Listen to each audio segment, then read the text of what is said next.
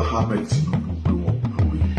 Kò sí ẹni tí ó yẹ lásìkò yìí láti gbé àsíá ẹgbẹ́ APC bí kò ṣe Àkànbí ọmọ olódò idẹ. Pẹ̀lú àtìlẹ́yìn Ọlọ́run àti àfọwọ́sowọ́pọ̀ ọmọ Nàìjíríà rere. Ipò ààrẹ orílẹ̀-èdè Nàìjíríà yìí. Ó ti ṣeé ṣe. Ó dẹ̀ dá wa lójú wípé Ìtẹ̀síwájú ọ̀tún á dé borílẹ̀-èdè wa. nítorí kíni. Aṣíwájú kájúẹ̀. Akíkanjú ni. Ọ̀mọ̀wé ni. Pẹ̀lú ìrírí tó péye. Ìmọ̀ àti òye. Láti darí àwa ọmọ Nàìjíríà dé ilẹ̀ ìlérí. Araba ní bàbá. Ẹni abálábà ní bàbá. Aṣíwájú Bọ́lá Ahmed Tinubu ni. Òun gangan ni. Òun ló kàn. Nítorí wípé òun ló tó gbangba sùn lọ́yẹ́. Aṣíwájú Bọ́lá Ahmed Tinubu. Àkànbí ọmọ olódò dẹ.